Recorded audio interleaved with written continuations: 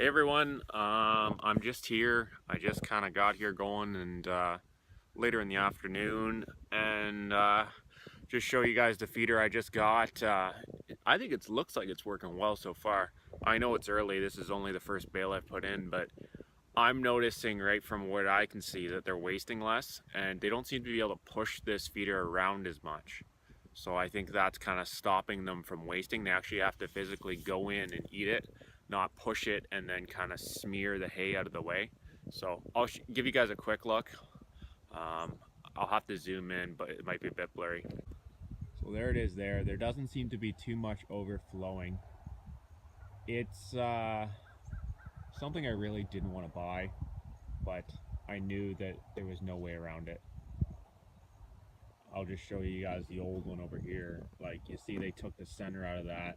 I think it was the bull more than anything that just bent those 3 bars down, and it just wasn't as heavy built. Like, I could flip the other one myself by hand if I needed to get it down. That one over there, this green one, I couldn't flip that by myself. It was just too heavy. There was no way, even though it's 3 pieces and you think like with the weight of your body, I couldn't do it. But yeah, so I'm hoping that saves a little hay. They go through a little bit less, but they don't really need it as much, right? They're still green grass. I don't want them to ever lose weight or for them to lose any nutrition, so I just keep it filled. It's just kind of a like an insurance. I don't do much for vitamins and stuff, so it's my way of kind of ensuring that they don't lose weight or lose quality or anything like that. So as I was editing the last video, I got realizing I didn't even have the feeder that I bought in the video. It just, by the time I got it home, it was pouring rain and I had to deal with that. I had to put it together. I had to get it out for the cattle. So it wasn't exactly a smooth night and I couldn't really film much. But overall, they're spreading it a little bit. Like, you can expect this from a feeder, even the most efficient ones. But in the long run, hopefully the calves eat the sides of this stuff, and yeah, that's pretty much my plan anyway. Notice the frickin' birds have been in here, the little feathers, but yeah, I was trying to flip it over by hand, and this one's a lot heavier than the last one. It's a lot better built. I know the last time I didn't have a lot of money, so I cheaped out, so I couldn't really invest much money into it. So, but you paid for it in the end, because look at it now, right? That's 2 years old and it's already junk. I can weld it up a little bit, but the pipe thickness is a lot lighter than this one. So that's kind of what I was at. Oh, if you guys want it, that's what I have. There it is there. If you guys wanted one, there it is.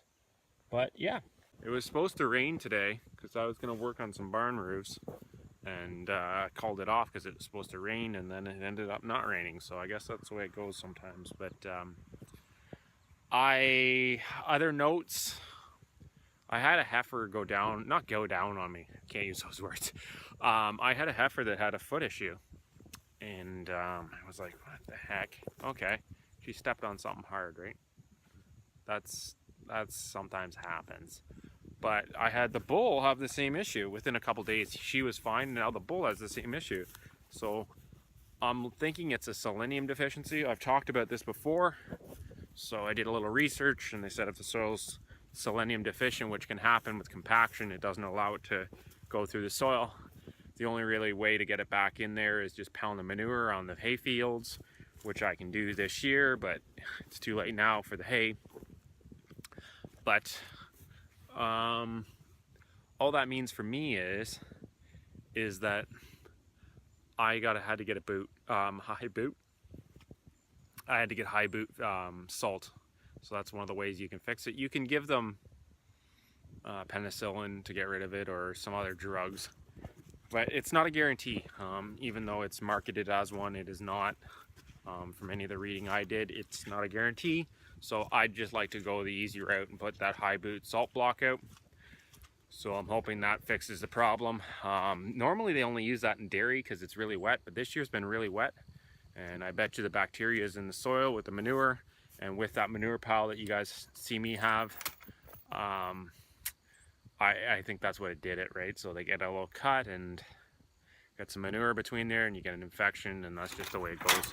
So that's my plan. I'm gonna put that salt block out, and that's just the feeder so far. I have only had it a couple days, so I don't really know long term how it's gonna go, but overall they don't seem to be pushing it around as much.